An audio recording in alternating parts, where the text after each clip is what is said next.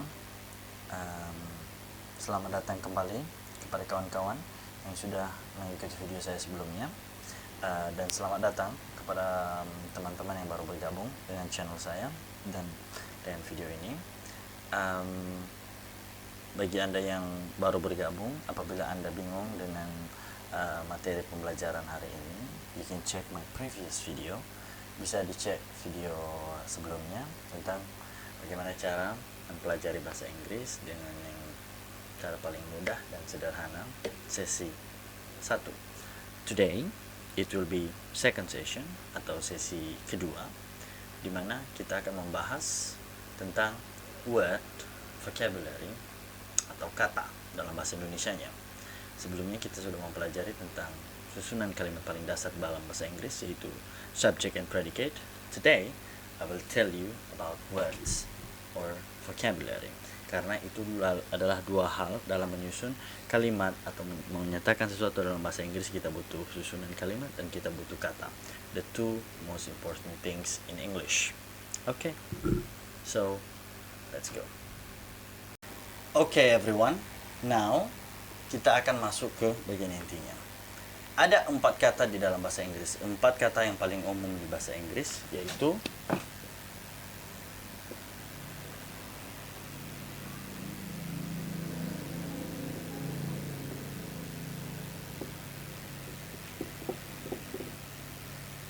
N, V, ADJ, ADV.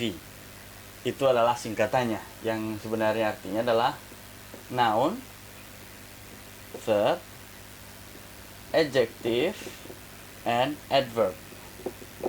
Oke, kita artikan di bahasa Indonesia lebih sederhana sebagai kata benda, kata kerja, kata sifat, and kata keterangan atau cara. Nanti saya jelaskan kenapa saya kasih arti, saya memberikan arti kata cara. Here, noun and verb adalah 2 kata yang paling penting di bahasa Inggris.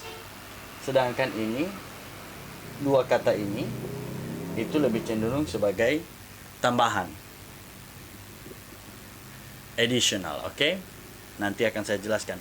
Untuk saat ini dulu saya akan coba menjelaskan kepada kawan-kawan apa itu kata ini, apa itu kata benda, apa itu kata kerja, apa itu kata sifat, dan apa itu kata keterangan. Because like I said in the first place, di awal saya sudah pernah sebutkan, pernah katakan bahwa kita harus mengenali dulu apa kata itu, baru kita bisa menggunakannya. Oke? So let's do that. Ayo kita buat seperti itu. Apa itu kata benda? Kata benda itu kalau secara singkat, secara sederhana bisa kita lihat itu sebenarnya apapun yang disebut dengan benda, itulah kata benda. Yes, correct. Itu benar. Tetapi masih ada tambahannya. Di bahasa Inggris, in English, what it's called noun, apa yang disebut dengan noun di bahasa Inggris itu bukan hanya benda, tetapi termasuk yaitu itu dia benda mati, oke? Makhluk hidup, termasuk manusia, binatang, atau tumbuhan. Oke? That's what is called as a noun, kata benda. Itu bukan hanya benda mati, tapi termasuk juga makhluk hidup. For example, seperti contohnya lampu, lamp, itu adalah kata benda. Floor, lantai, itu adalah kata benda. Girl, cewek, itu adalah kata benda dalam bahasa Inggris. Kata benda, okay, remember that one. Kata benda. People, masyarakat, itu adalah kata benda. Okay, itulah yang disebut dengan kata benda. Jadi semua yang disebut dengan benda, makhluk hidup yang kita bagi dengan manusia, binatang, dan tumbuhan. Dan juga di benda ini ada tambahannya satu lagi. Benda itu baik yang terlihat maupun yang tidak terlihat.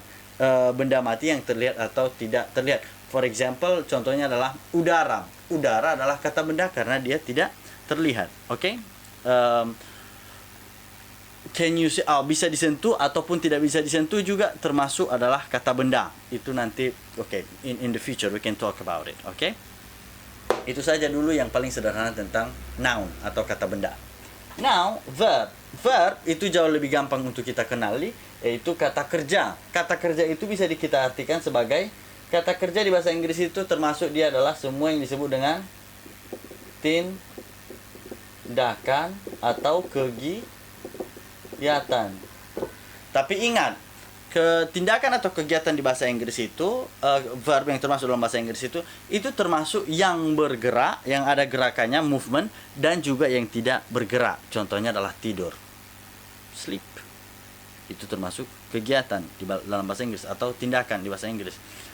Sit, I sit, saya duduk, saya sudah duduk, saya sedang duduk saat ini, berarti itu termasuk kata kerja or action in English ya. Dan lebih gampang kita disebut sebagai action.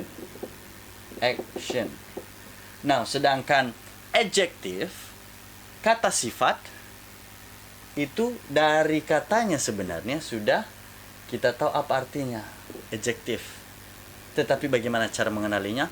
Kata sifat itu bisa juga dikenal dengan sifat atau karakter.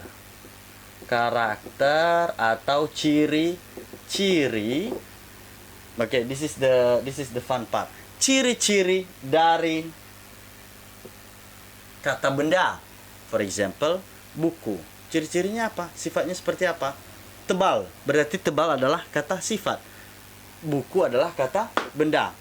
Thick book. Book is noun. Thick atau tebal is adjective. Kata sifat, karakter atau ciri-ciri. Kalau dia untuk benda hidup, makhluk hidup, contohnya boy, cowok. Naughty boy, cowok nakal. Berarti kata nounnya adalah boy. Sifat dari boy itu adalah nakal. Adjective or naughty. Now, sedangkan di adverb atau kata keterangan sebenarnya ada tambahannya, yaitu of manner. Manner ini kalau diingat terlalu sulit, jadi kita coba pakai kata adverb saja, yaitu cara. Itu kata keterangan, memberikan keterangan tentang cara kegiatan dilakukan. How a verb is done. Bagaimana sebuah kegiatan, how an action is done. Bagaimana sebuah kegiatan dilakukan, itu dijelaskan dengan caranya. Itulah yang disebut dengan adverb. Jadi, kenapa tadi saya sebutkan bahwa ini adalah yang paling penting, ini adalah tambahannya, karena ini tadi adjective menjelaskan kata benda, verb menjelaskan adverb menjelaskan kata kerja. Jadi kalau kawan-kawan sudah benar-benar perhatikan, sebenarnya dari katanya, lihat, verb, adverb, dia menambah kata kerja atau dia menjelaskan kata kerjanya. I will give you an example. Contohnya tadi adalah ini,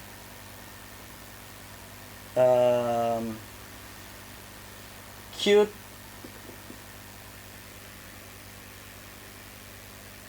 car. Cute car. Car adalah kata bendanya. Kita tahu bahwa itu adalah mobil. Cuma kita tidak tahu ciri-ciri atau sifat mobilnya. Sifatnya adalah cute. Itulah yang disebut dengan adjective. Adjective menjelaskan noun. Sedangkan kalau verb, nah ini jauh lebih perhatikan kata ini, cara. Bagaimana sebuah kegiatan dilakukan, itulah kita menggunakan kata adverb. Like this.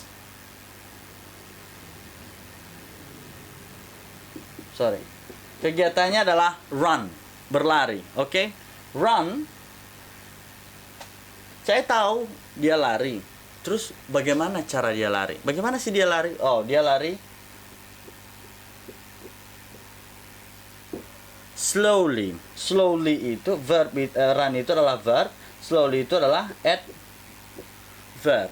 Dia menjelaskan bagaimana sebuah kegiatan dilakukan, itulah yang disebut dengan adverb. Jadi, understand ya, sudah jelas tentang keempat ini.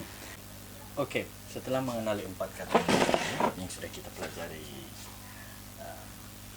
tadi, what I have already explained, apa yang sudah saya jelaskan tadi, ada satu hal lagi yang memang perlu diketahui oleh kawan-kawan. Ada satu rahasia lagi dari sebuah adverb. Apa itu rahasianya? Bahwa adverb itu kalau dicari di kamus, yang didapat itu adalah noun, verb, sama adjective. Pun kita akan menemukan adverb, itu nanti dia akan kembali ke kata sumbernya. Ini bukan adalah kata aslinya. Ini adverb bukanlah kata asli.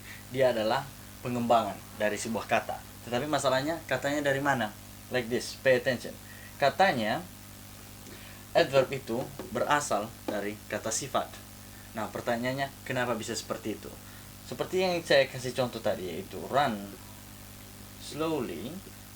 Kalau diperhatikan, run adalah verb, slowly adalah adverb.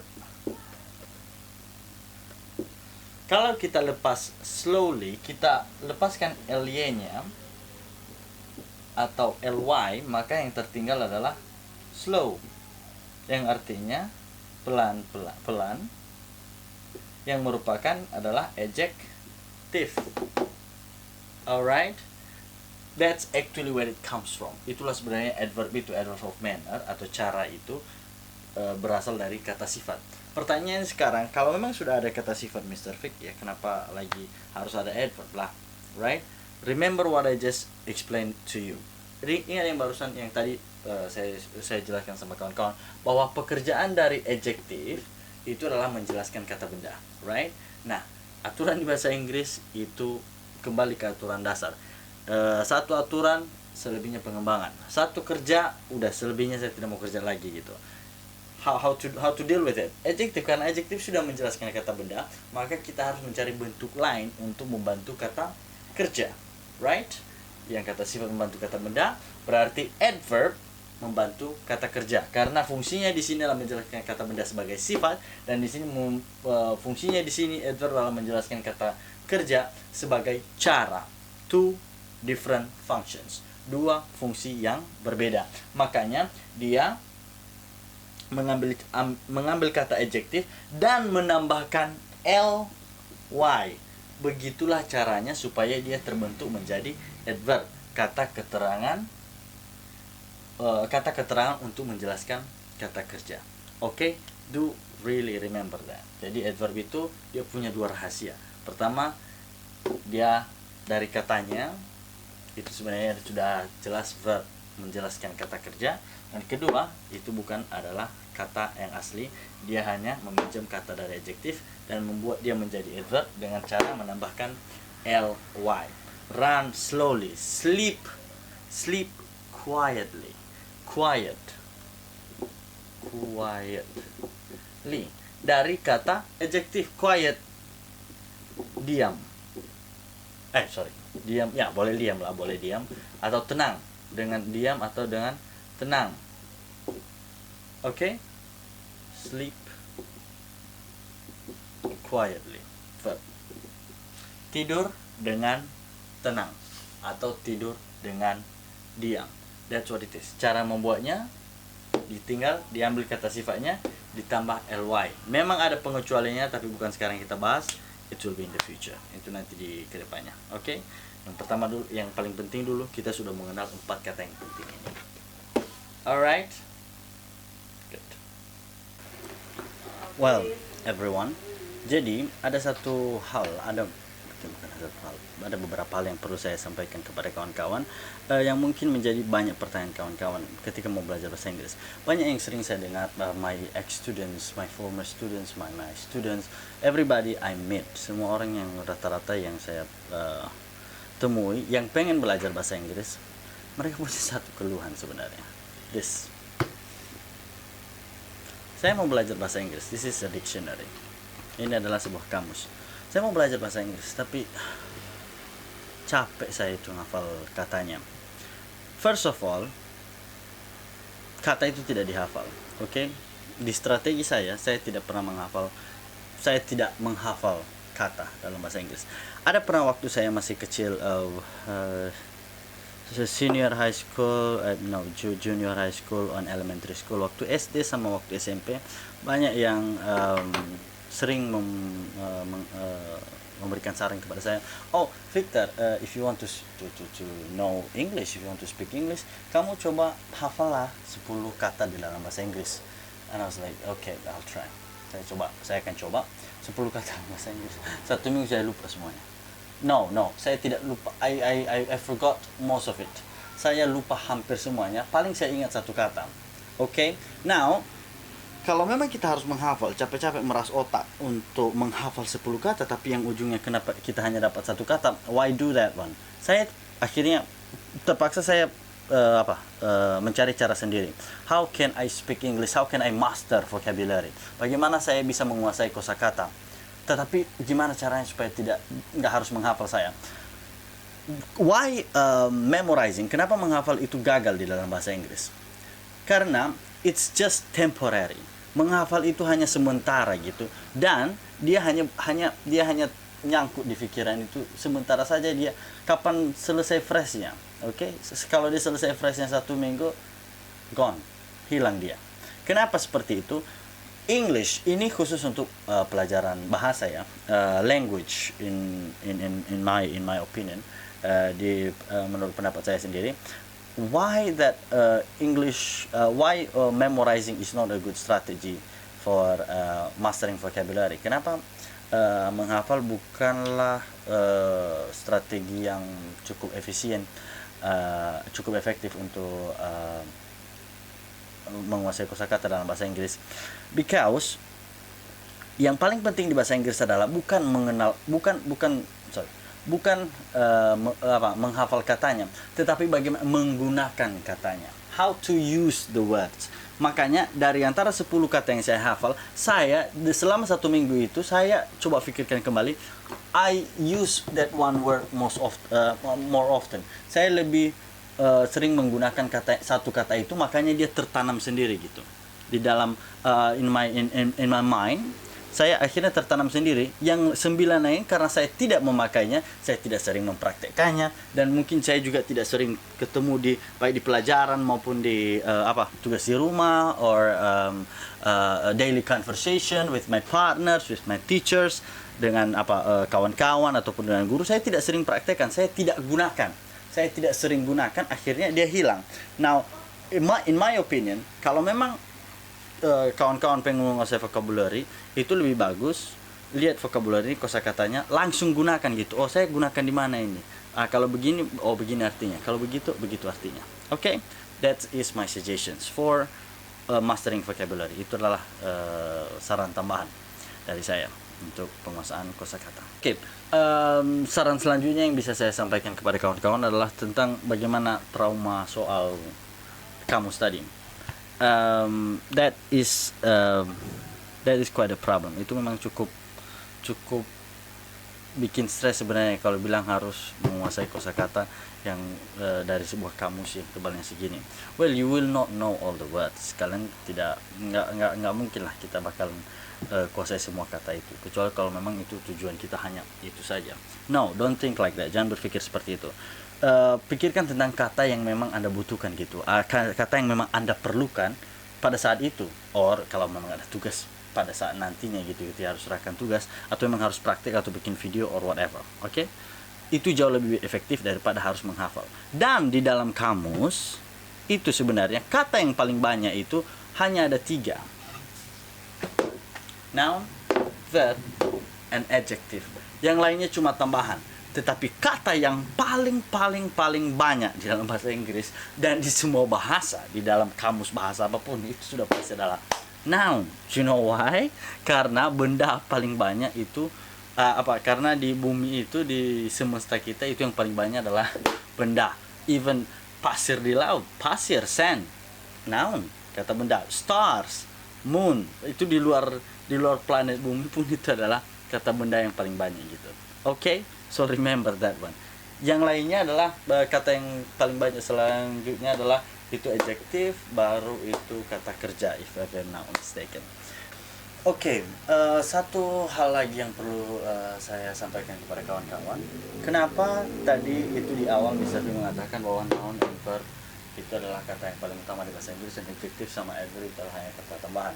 Kita sudah menjelaskan ada alasan alasannya tadi itu soal masalah kegunaan adjektif sama adverb terhadap kata benda sama kata kerja. Alasan yang kedua adalah mungkin karena katanya sangat banyak sekali in the dictionary. And there is another reason, ada satu alasan yang lain lagi. Kalau kawan-kawan ingat di video saya sebelumnya, yang sudah tonton video saya sebelumnya, bahwa dasar kalimat di bahasa Inggris adalah subject plus predicate. Predicate itu bisa dianggap sebagai kata kerja atau kegiatan. That's why.